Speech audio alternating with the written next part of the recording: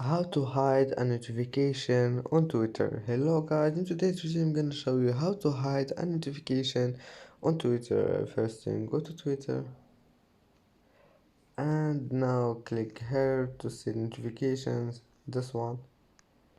Click on it and now just click here on these 3 points. Click on it and click this one. Say less often. Just click and as you see it's easy, the notification has been hidden, and that's how to hide notification on Twitter. It's easy, and that's it for today's video. If you like this video, don't forget like and subscribe, and see you in the next video.